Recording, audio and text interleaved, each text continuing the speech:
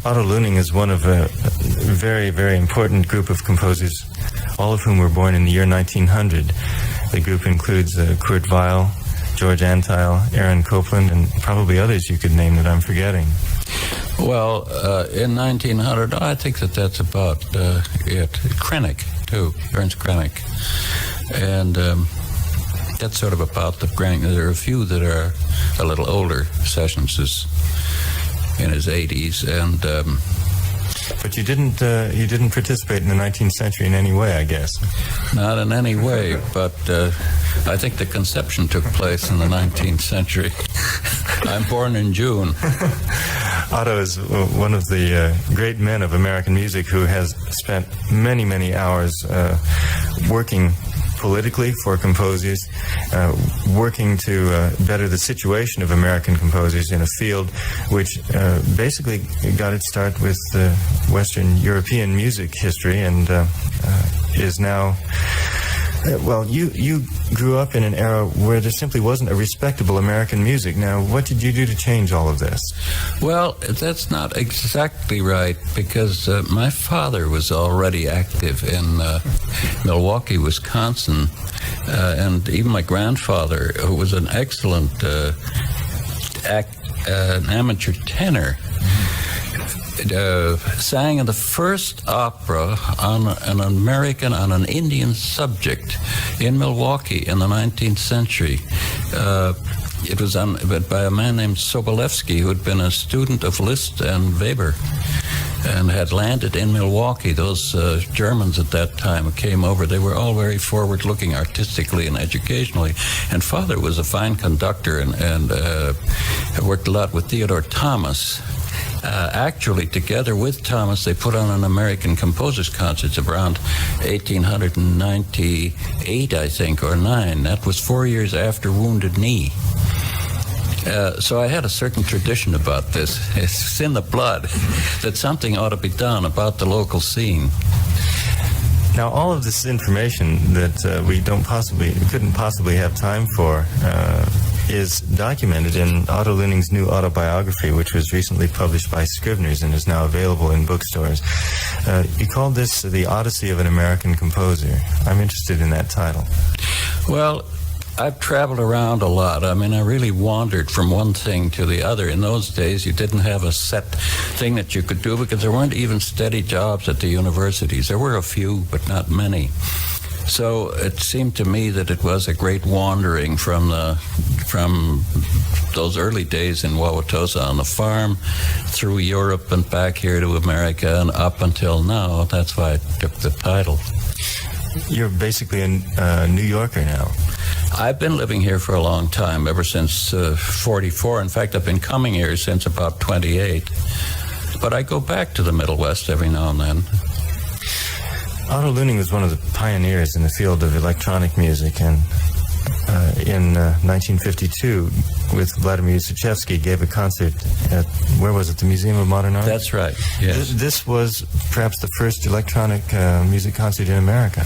That's what they say. I don't think there's a record of a public performance before that. So I guess it was, yeah. Now, what kind of electronic equipment were you working with to make this music? Very little. We had a couple of tape recorders and a little feedback device that Peter Mosé, our engineering friend, had invented for us. And loudspeakers when we could borrow them. We had no studio at all. That all went on in the living room of Ussachevsky's apartment, and then he'd put it in his car and take it up to Vermont or Henry Cowell's farm or something like that. And it was with that we made these first little pieces. Were you aware of the French experiments of musique concrète? No, I didn't know. Actually, I don't think I'd even heard them. I think Ussachevsky may have heard some, but he had done his own experiments the year before. He'd been fooling around with this. And we weren't... Our whole approach was quite different, really, because at least from my point of view, I was trying to extend at the outset, extend the resonance of existing instruments. I play the flute, and my idea was use electronic means to get new resonances and new dimensions out of the flute, and Uzychevsky did the same thing with the piano. That was our first idea about the whole thing. Could you talk a bit about your impressions of today versus the 30s? I've heard it said that it was extremely difficult to get a performance of a really avant-garde piece in the 30s in the United States. Today, we have 4 concerts a night in New York City that one could go to. What's the difference? Well, in the 30s, we did everything ourselves. You see, some of us were composer-performers. We would get a few friends. We would write music for friends, and then we would get the performances arranged. We'd manage them ourselves, put them on at the New School here in New York, sometimes at colleges like Bennington, sometimes Sarah Lawrence a little later. The League of Composers had certain concerts where we would congregate, and you talk about attendance. Well, attendance at the composers' forums, the first ones, you'd go down and have this great event take place, and there would be 8 people there.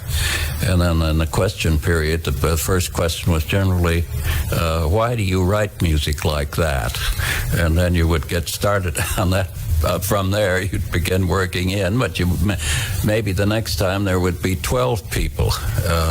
And we had to work very hard to get our message across that we were not trying to imitate all of the great masters of the past, but that we were searching for different ways of saying things.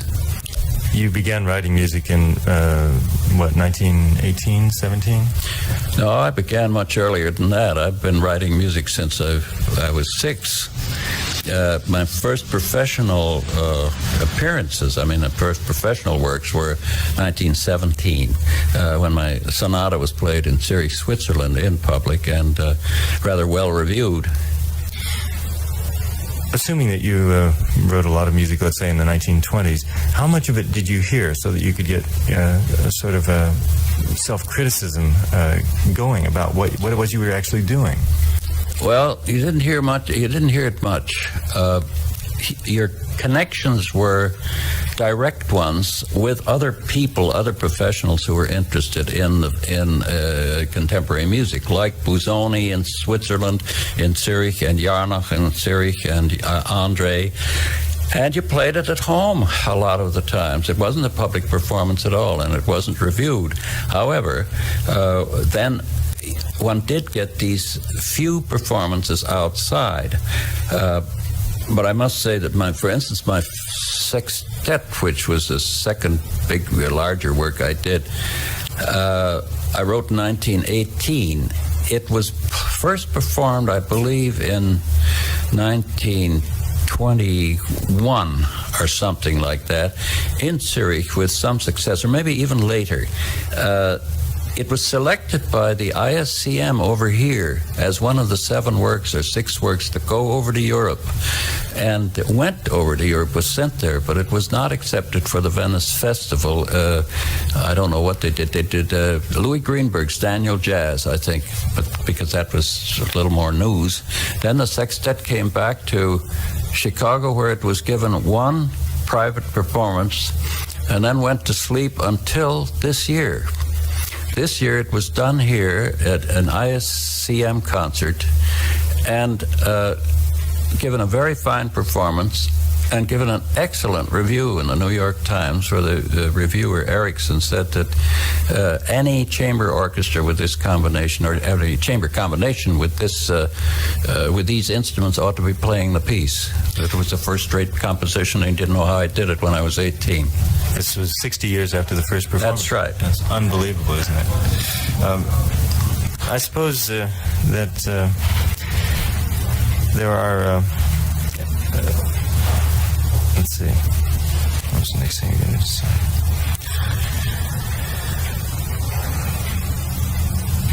There's, as usual, a turning in avant-garde styles from one to another going on these days, and right now we're moving away from a long period of dissonant, pointillistic avant-garde music into a period of a sort of a new consonance emerging in two ways, I suppose. There's the return to the Romantic period with George Rochberg and Penderecki, and then there's the consonance of Steve Reich and Phil Glass, and even just intonation that Lou Harrison is working with, which is the ultimate consonance. How do you view all of these movements at this point? Just fell over. Yes, okay.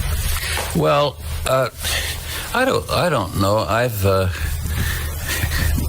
My whole relation to music has been one, the music literature, where many of these things have already been investigated and been done, and I don't see why we should have to necessarily discover them all over again. They've been there, so I've always been open to the fact that they existed. For actual use, you are, of course, restricted somewhat to the instruments you have. Piano is a tempered instrument. With the electronic medium, we're able to do untempered or ill-tempered music, whichever you like best, and instead of well-tempered. Now, this means that I was drawn toward acoustical studies early in the game, about 1928 or thereabouts. In fact, even a little earlier than that. Even in Chicago, I was making acoustic studies, trying to untune a piano and see what happened there.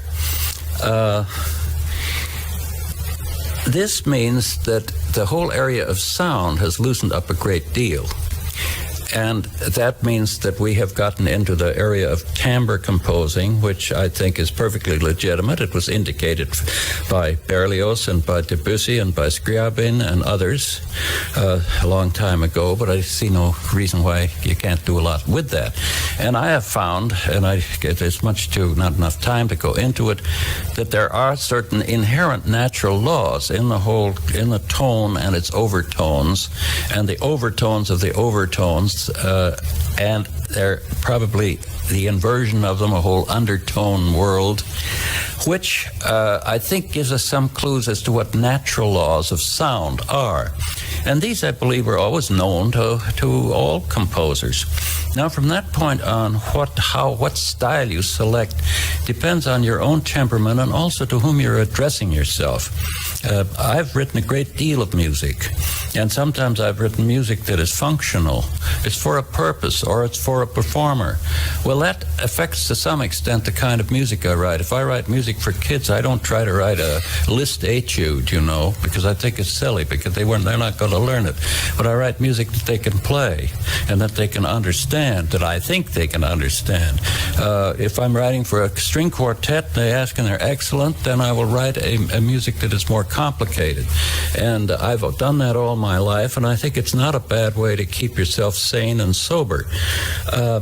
Now, what happens to that music and how long it takes for it to project, I really don't understand. I don't know why that early music of mine took so long to come to the surface. I don't know. I don't understand that my second string quartet was always put aside because it was too difficult, and then discovered in the 60s after years, 40 years. There must be you must have something in common as a composer with the people who take to your music. In other words, there is a message or there is a communication that's taking place. But I wouldn't be able to say exactly what happens in time.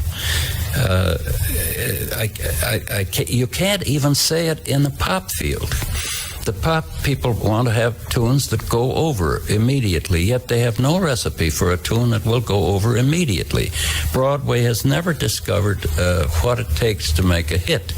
Even Hollywood, that certainly is in the business of wasting a lot of money to find out that they were wrong in the first place. We don't do that in music. We couldn't afford it. We haven't got the money. So we have to be, in a sense, better craftsmen than the grand losers. We haven't got that kind of stuff to waste. But I don't think you can spot that mystery land of communication in music. It doesn't seem to lend itself. You teach. I've taught for years now. I've tried to teach my students to become coherent. Say whatever you have on your chest and make it so that at least I know what you mean. Now, I may not like it, I may love it, but at least I must understand it. And in that way, I think I've helped some people do that. Now, when they come out, some of them have become extremely well known. I would never have predicted it. I couldn't have predicted it. Others, less well known, were very good, and I couldn't have predicted that either. So there's a certain mystery in this whole thing, where the individual has to dig in and make his own relations to the society within which we live.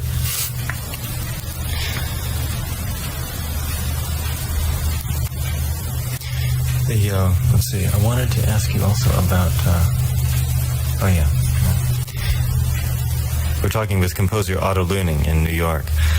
Mr. Luening, you have been a person very sensitive to music history. You've delved into it in great detail. Where do you put your own music? What were your contributions to Western music history up to this point in your own writing?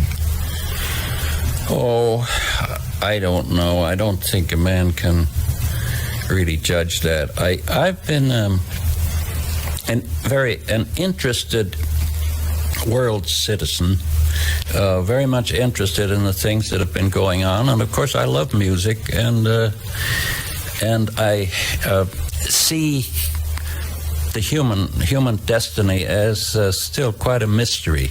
I study a lot of psychology and psychiatry now, mythology, to try to find, if I can, a little more about where we come from and where we're trying to go, what this is all about, so that you hit a lot of things that have to do with religion, with faith, with beliefs, with politics. You hit the complex between the materialistic point of view and the more intellectual or spiritual points of view. And where I belong in that, I don't know. I never have thought about it much, because I compose music ever since I was 6 years old because I love it. I like to do it. It's an action that I enjoy. And I still compose, and I do it for the same reason. Whenever I get overcome by my grandeur, I take a cold shower and go on a diet and sober up a bit and then settle down, and I generally wind up writing another piece or playing the piano or practicing the flute. I don't have any delusions of grandeur at all. If I've contributed anything of any value, I'm very happy, and I hope that it will be discovered and used. People can use things that make life a little more bright. Predictions about it, I can't make. I never did make any. I was always too busy. I haven't had a chance to think about my own life until after I wrote about it. After I finished my book, I have been thinking a little about what kind of a person I've been. I only know that I think a very good craftsman. I think that I know the whole world of music very well from having done it. And that I'm rather proud of. I like that, because in a day of declining craftsmanship, I'm not going to abdicate to the machine very readily, because I think I'm as good as any machine around. Well, I'm not going to let you off the hook that easily. Let me ask you the question in another way. In the stream of music history, where do you fit? Who were your early inspirations and the later ones? Well, yeah, I can go along. And the first influences were the classics and the 19th century romantics. In other words, the Bach, Haydn, Mozart, then the 19th century song composers, particularly Schubert and Schumann and Jensen and Liszt songs and so on. That then went through a phase when I became interested in the contrapuntists, particularly Bach, and I had a particular talent along those lines. So I got into all sorts of things very early, the pre-Bach contrapuntal studies, the Josquin and Orlando and others of that type that I became very interested in. And then at the same time that I was going into experiments of my own about this and that, I also discovered and tried to find early Baroque music and Renaissance music. I've moved in that direction very much. I moved away from the grandeur of the 19th century into more compact forms and more telling statements. I think probably if you corner me in a way that, in a sense, my approach to music is not more poetic and lyric than it is that of a dramatist. I never saw that side of myself. I have a certain, and two things that I do believe in are characteristics of mine. One is that I have a sense of melodic invention. I consider it very important. That brings me to linear music, because I also have a contrapuntal sense. So linear counterpoint comes in a lot of my music. This doesn't mean that it has to be either consonant or dissonant. It can be both. It can also could be microtonal. It also could be counterpoint of timbres, counter timbre music, which it is in the electronic music. Now, the electronic area, of course, was a very important one in the sense that certain things that I did alone and with Yuzuchevsky too had not been done before. In that way, they were pioneering efforts. For instance, the first thing, the Rhapsodic Variations, was combining our things with an orchestra, with a symphony orchestra. Well, that had a lot of problems, and that was an interesting thing. Pretty good piece, too, the Rhapsodic Variations. And there you get into new land. But I never considered the electronic excursion as completely a new continent. I always considered that a part of a whole stream of things, because it does go way back. It goes back to Pythagoras. It goes back to Bacon, Sir Francis Bacon. It goes back to speculations by E.T.A. Hoffmann, the writer, the German writer and composer about music, and it goes back to Vincentino and a lot of other people who fooled around and untampering the scale and in making music that maybe could be mechanical. Even it goes to things like the mechanical trumpeters of the days of Haydn and the music boxes of Mozart's time, through to the organ, which has couplings, and then in our century became electrified. So you weren't abdicating music, you were simply adding another instrument. That's right. I always considered another section of the orchestra, and no conflict at all. It's like discovering that brass instruments could be extended. You haven't talked about your 20th century, let's see, that's not a good way to say it. Could you tell me a bit about the people in 20th century music whose music you not only liked, but you felt might have influenced you in some way? Well, yes. The influences that I felt pretty strongly were when I was in my teens over in Europe, and then the very early things that I got in Wisconsin when I discovered myself. For instance, popular music always had some influence on me. American folk songs. Then it moved into when I discovered Debussy and Max Reger.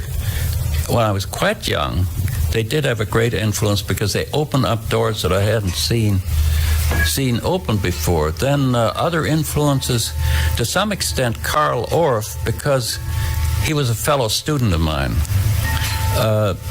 I don't think I write music like him, but there are certain things about his music that I respect. Then I moved in, of course, Schoenberg made a very strong influence on me when I was in my early teens. Mostly as a philosopher. I never tried to imitate him particularly. Busoni had a profound influence on me. Philipp Jarnach had a very strong influence.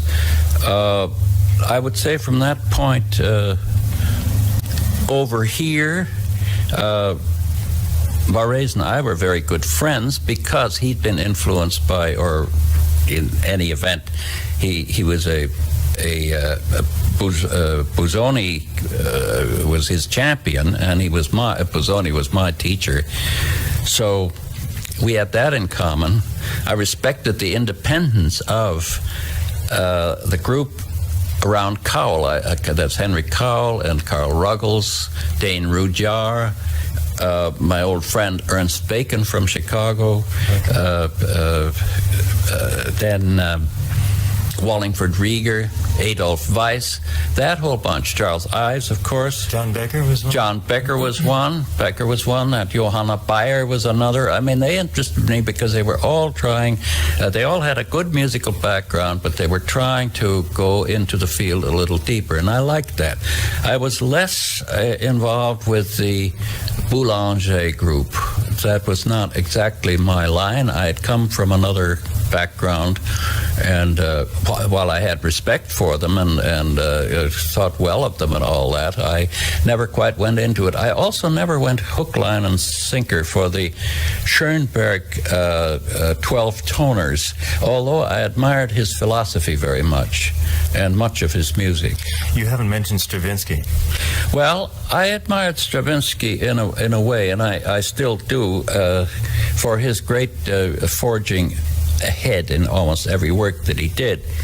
I was less interested in the imitators of Stravinsky because I always felt that they missed the ball. They were always a little behind the 8 ball while he was out doing the next thing. No, I liked Stravinsky very much too, but not a big influence, I suppose. I don't think so, no.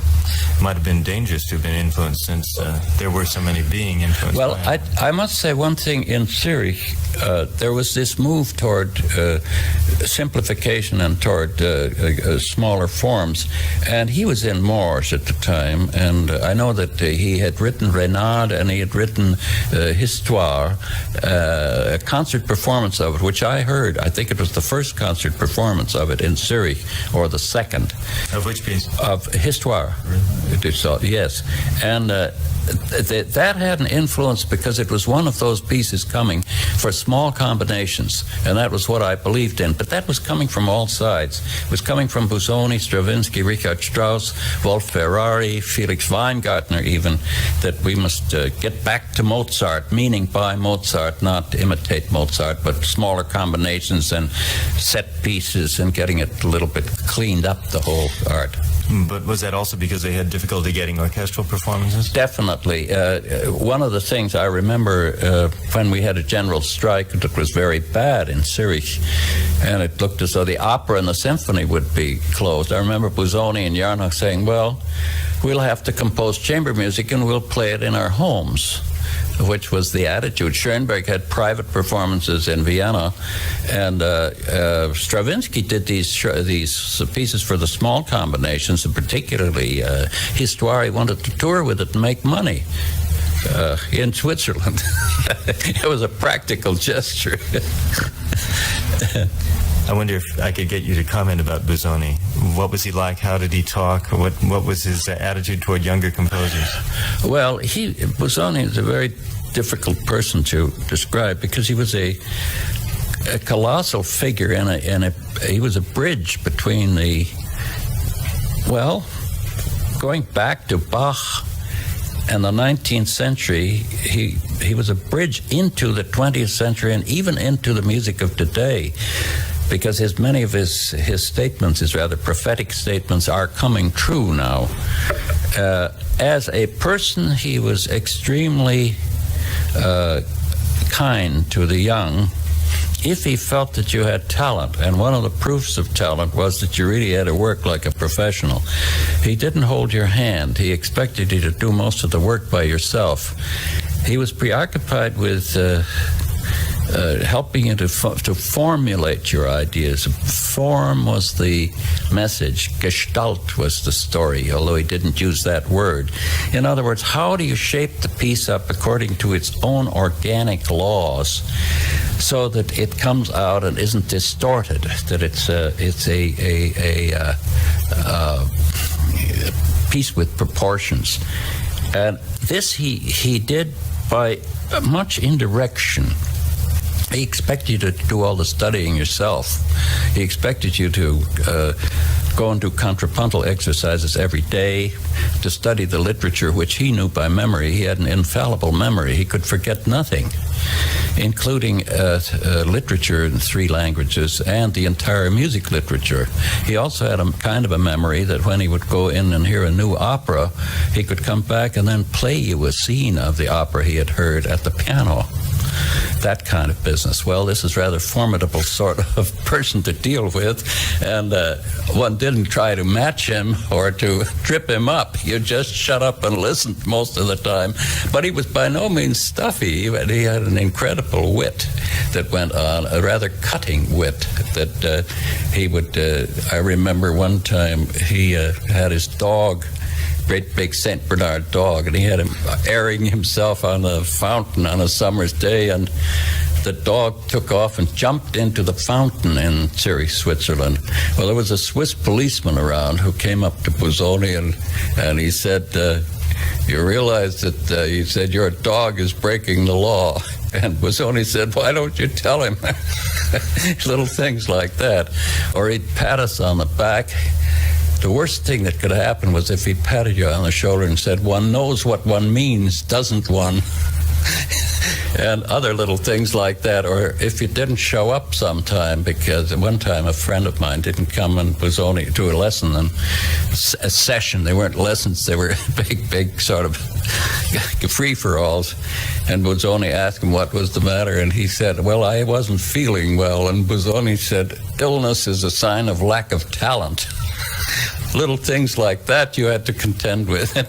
You learned rapidly to shut up and go to work.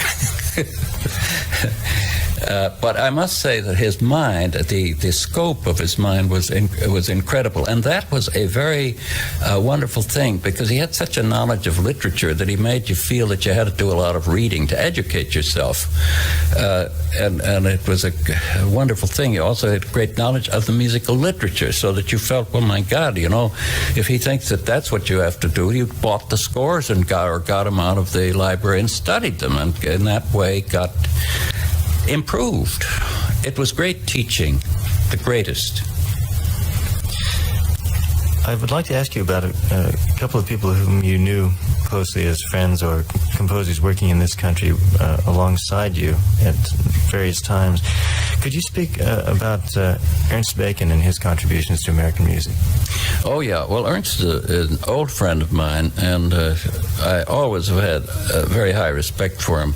I think he's without doubt, I would say he's the strongest and most significant composer of songs in this country, because he has about 600, I believe, and in that 600 you find all sorts of extremely personal and beautifully worked out things. I've also heard a lot of piano music of his that I think is very good. I know his opera Tree on the Plains, which I think also is a fine piece. He has a combination that pleases me very much, and it's easy for me to follow, because one, he always had a feeling, a sense, and an acceptance of the American folk song and popular music thing, jazz. He liked jazz, though he was not a jazz player, but he liked it, accepted it. Two, he had the German song and Austrian song tradition in his blood. And three, he's an excellent contrapuntist. He was influenced also by this Chicago contrapuntist, Bernard Zinn, who influenced Busoni and influenced me, too. Both of them. By the way, there's somebody, I was in San Francisco, who was a disciple of Zinn, a man named Julius Gold.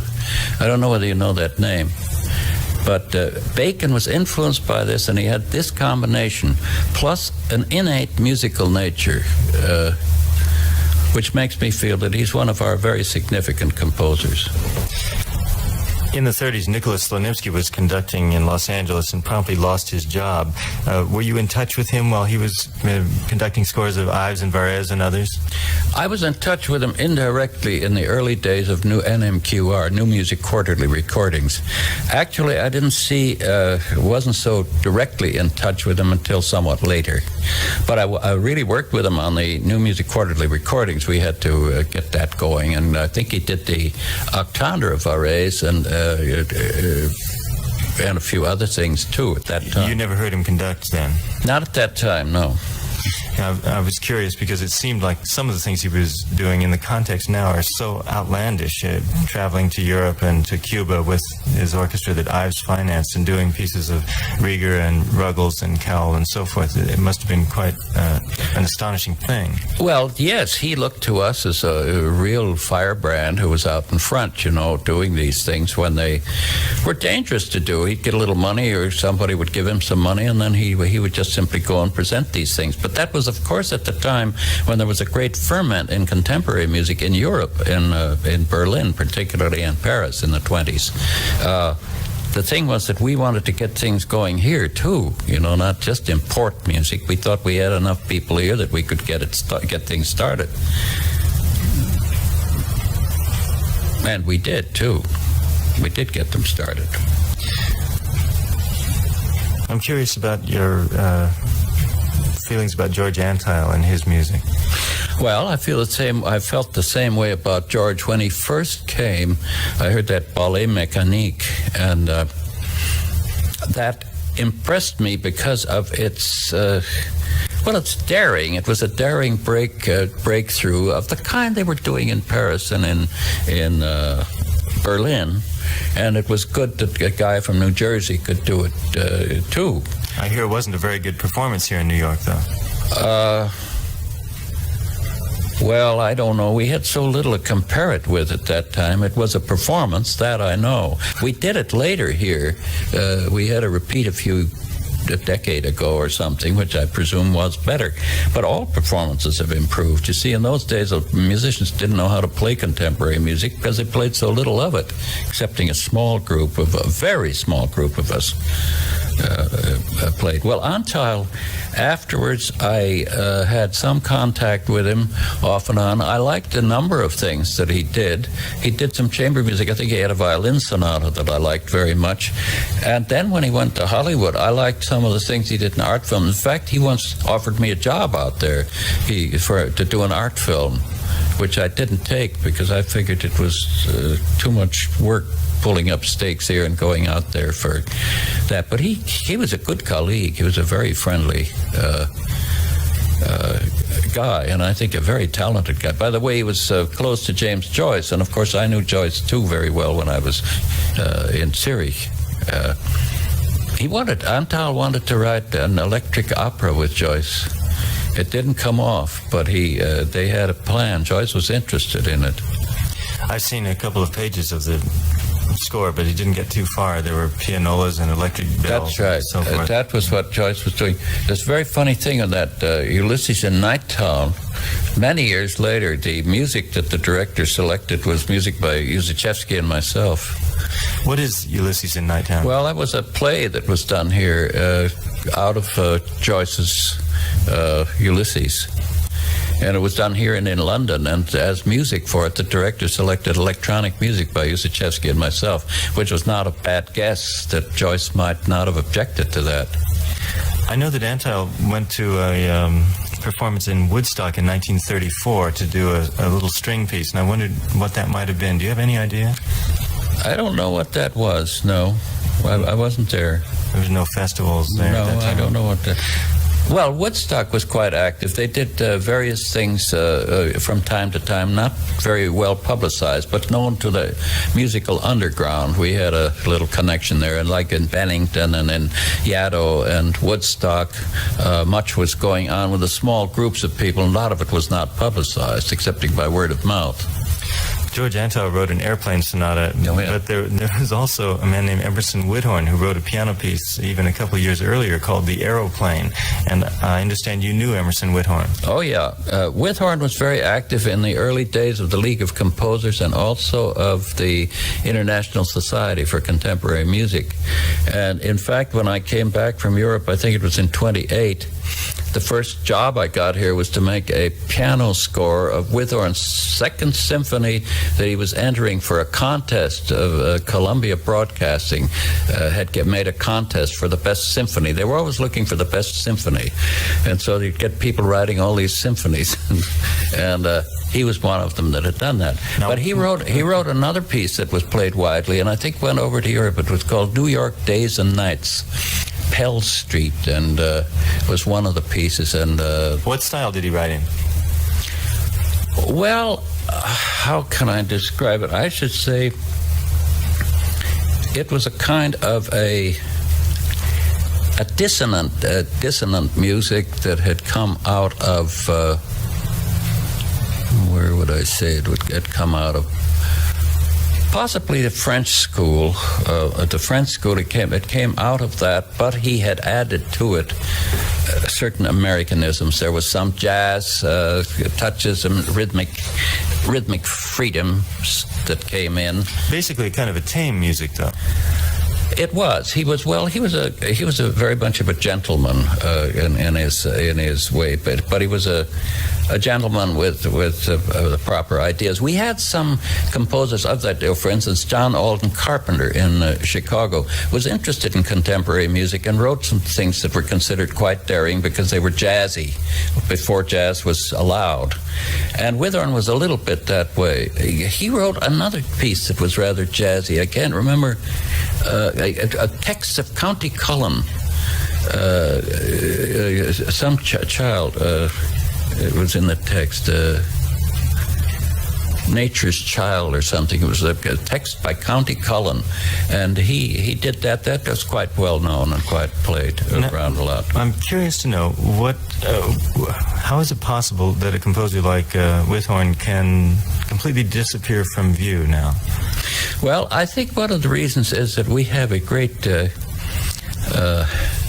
a theory of obsolescence in this country. We like to have a new model Ford every 6 weeks, even if we lose millions of dollars on it. We have an obsession with trying to jump over our shadow. And of course, in music, this is kind of ridiculous because it takes a while for music to find its place and its level. And I think it's one of the reasons is that we've gotten very indifferent about any historical sequences, so that if somebody's been around, had a piece played last month, people already think it's old hat, you know. I think they'd even think it's old-fashioned if it were played next month. That's not new enough. Anything else that you can recall about Emerson Withorn? Well, only that he was a good colleague and a good patron of music. He was very active in all the things. I think he wrote articles for the Modern Music. I believe he wrote there. I don't think he conducted. Where did he live? He lived in New York at the Woodward Hotel. Do you have a family? Or? No, I don't think so. He was active in all of the music societies. That he was. And he was one of those guys who, let me see, in a way like Ives, only he didn't write, he wasn't of that power. You see, Ives also supported a lot of music endeavors that Cowell had, the new music things Ives contributed to. He used to send in a check every month to Bennington. When I ran the New Music Quarterly recordings, I'd get a check for $50 or $100 from Ives to help things along, you know, and he'd subsidize works by younger composers. Withorn was somewhat that same type, but he didn't. I guess he wasn't as wealthy, and he wasn't as quite as powerful as a composer, but he was a very nice guy. We had a lot of people. There was a great sense of solidarity among the composers at that time. They worked for the cause, and they didn't care too much about. They thought that was more important, in a sense. What we'd call it, an enlightened self-interest. It helped them, but it also helped others. Not much is known today about Johanna Baier. I know that she was born in Leipzig in 1888, that she died somewhere, we don't know where exactly, in 1944, and that her music was in the American Music Center, which you helped to found in, 1939, was it? Something like that, yeah. Did you know her? And yeah, I know her. She was what I'd call an original. I saw quite a lot of her music, and I may even have some in my library, too. I always found that she was a very original in her composition, and of course she was a woman composer, and there weren't many of them around. She had a lot of ideas. She was a great friend of Henry Cowell's. I think she studied with him. I'm not sure, but I believe so. And she had very few performances. Once in a while she'd get something done. I believe we did a record of hers, one record, when I was at Bennington, I think. I've forgotten what it was, but I think it was a trio with Busoni. That's right, that's right. Where were those records recorded? Reese Sound Studio in New York. I remember well coming down and getting them done. Then we moved, we did it at another outfit called Clark. I don't know whether they still exist.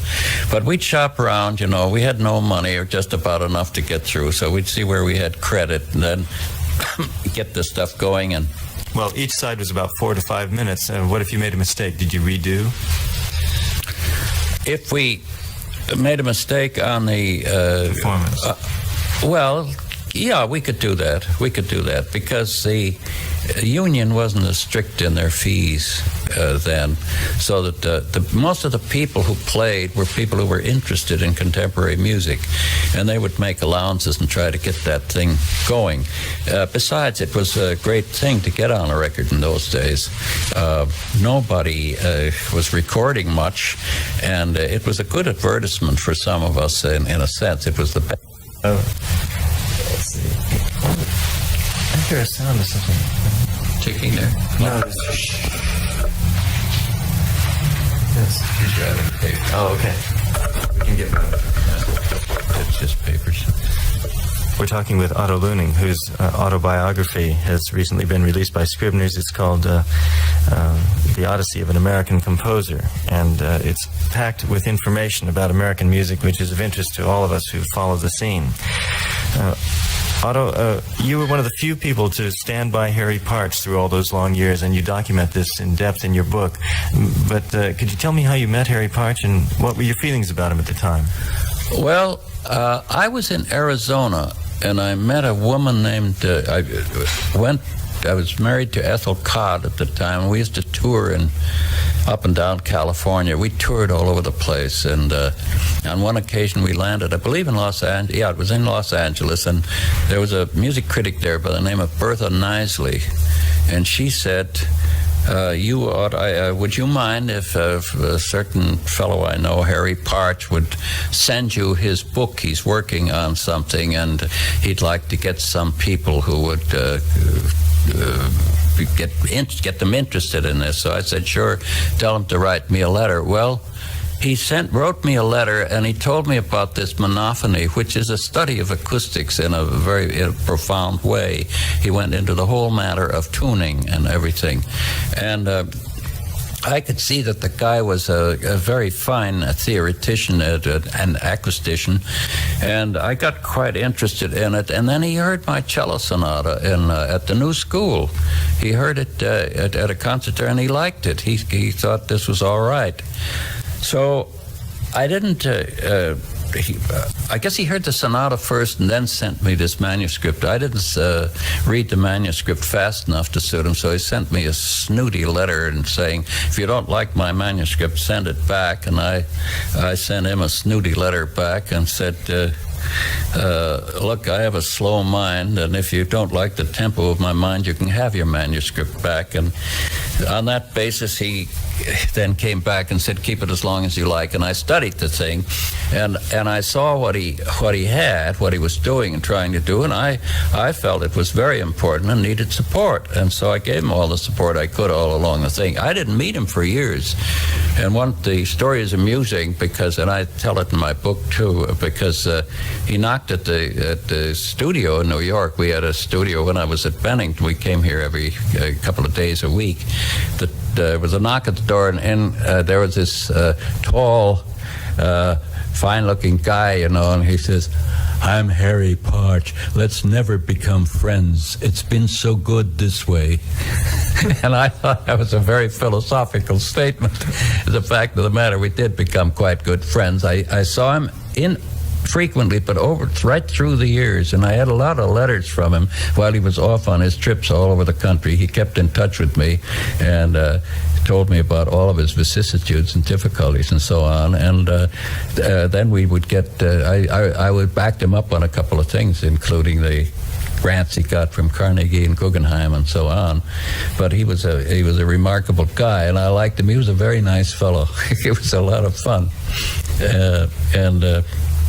We did become very good friends. I saw him here when he had his documentary just before he died. It wasn't long before he died.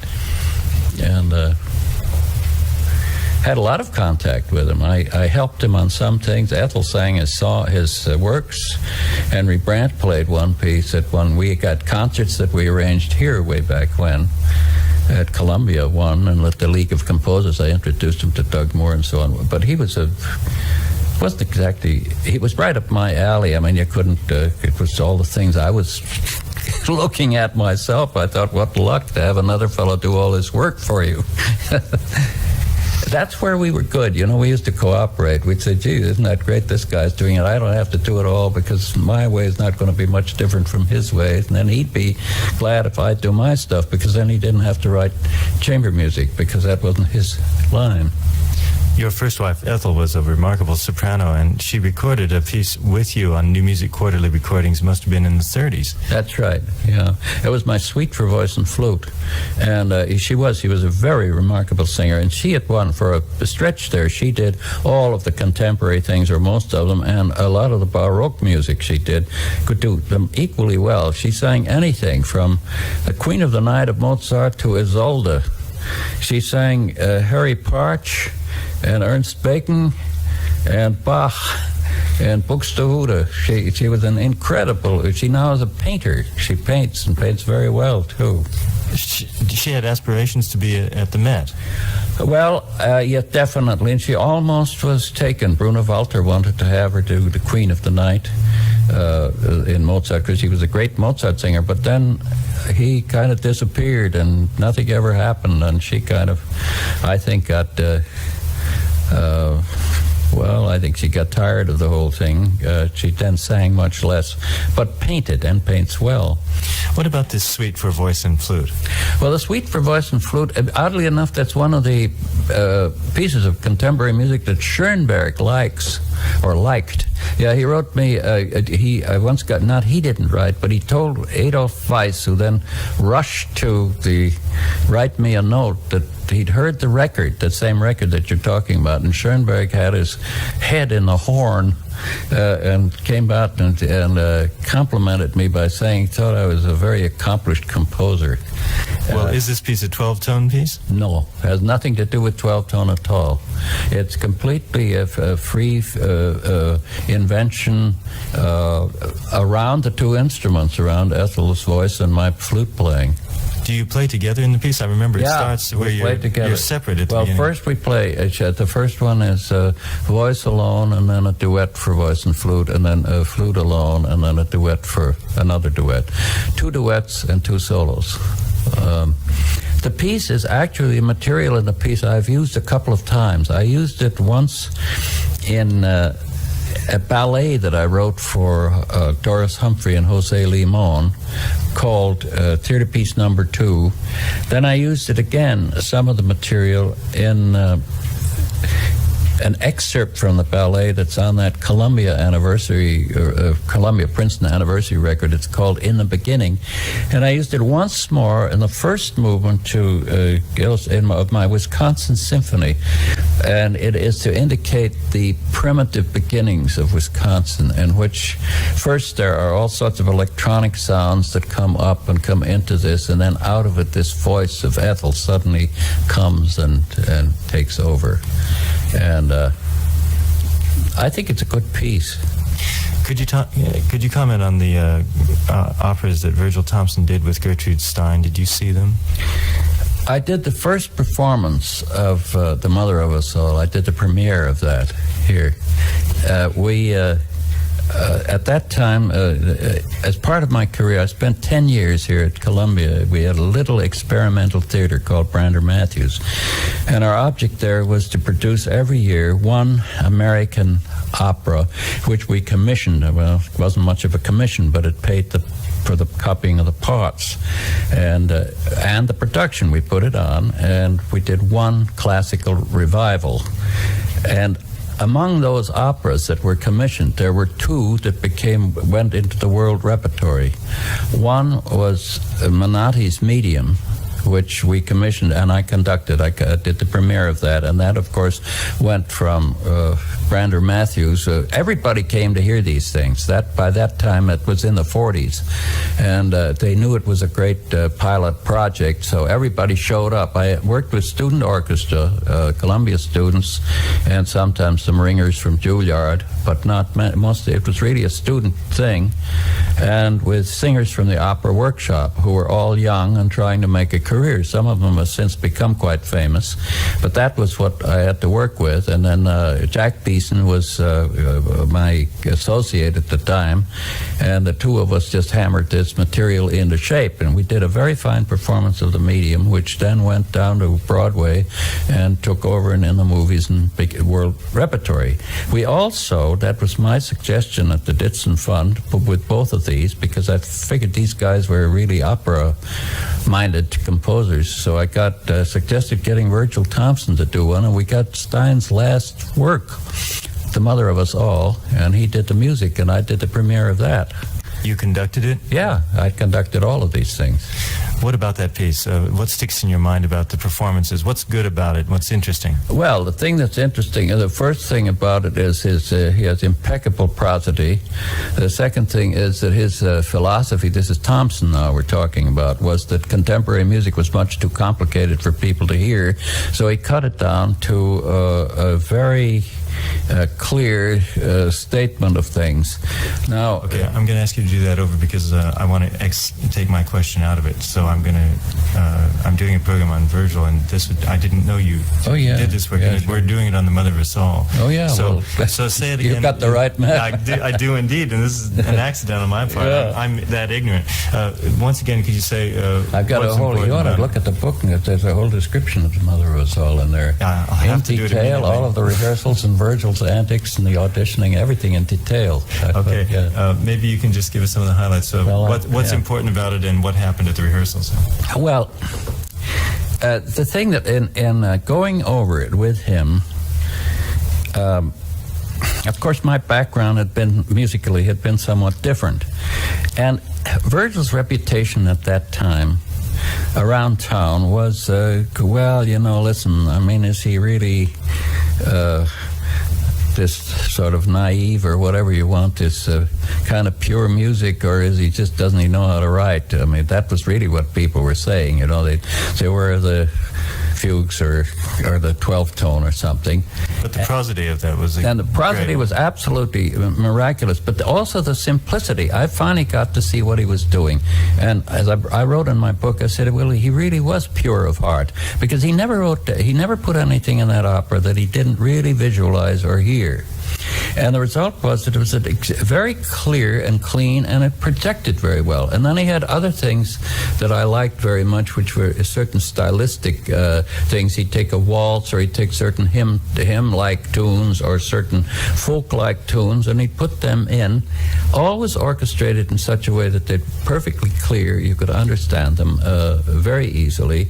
And the text of the piece was sort of like a dream of an early America. Not only early America, it was kind of a dream of America, the American dream on the stage. And a very nice opera, I thought. I liked it very much. What about rehearsals? They must have been something. Well, Virgil is a man who can get a bit excited when he gets mad. He goes hopping around hollering, and this was all right, but I had to, on some occasions, I had to really step in, because he'd frighten the singers so when he'd lose his temper, but he was always the real professional. One time I remember I had to take him out of the room, and I said, listen, Virgil, this fellow just told me, the baritone, that if you blow up once more, he's going to walk out, then we won't have any baritone. And Virgil gets the point pretty fast, He said, well, I'll go back and talk to the cast. I'll talk to the cast. So he came back, and the first thing he said, have I been naughty? If I've been naughty, I'm sorry, and I won't be naughty anymore. Now let's get back and get the music right. It was on that level that we did these things. And one time I remember when he couldn't hear the chorus in the rehearsal hall, he invited Olin Downs, who was his rival critic in the Times to come to hear the dress rehearsal, and that was a mistake, because in the dress rehearsal I was trying to get everything together, and one of the things, he couldn't hear the chorus words from the stage, so Virgil got lost his cool and he went down, and there was a big canvas in front to deaden the orchestra sound so it wouldn't be too loud in the auditorium. It was a very small theater, you know. And Virgil came galloping down. He grabbed this canvas and tore it all apart. He said, the orchestra is too soft, no profile. He said, out, out, out, out. And he hollered it, out, out. So I got him out of the way, and then I got the orchestra. And I said, okay, fellas, now I want you to play fortissimo from now on. He says he doesn't get enough profile, so give it to me fortissimo, and they did. And Virgil came back. He said, it's just a little too heavy now. But he was very good. You know, at the end, by the time he got through this whole thing, I think we did a very good performance. He, in his autobiography, he commented that it was students were there, you know, and he made some cracks, but I really thought they did an excellent job. And he singled me out because he came walking in one performance. He said, the show is too long. He said, cut 20 minutes off tonight. And I did. And that impressed him very much. He put it in his autobiography. It was right on the nose, 20 minutes. We've been talking with Otto Luening, and I recommend to you his new autobiography called The Odyssey of an American Composer. It's published by Scribner's. It's a fascinating book for all of us who follow American music. It's a real must to read. This is Charles Armirkhanian at the home of Otto Luening in New York. Thank you so much for being with us. Well, it's very nice to have a chance to chat like this. I really enjoy it.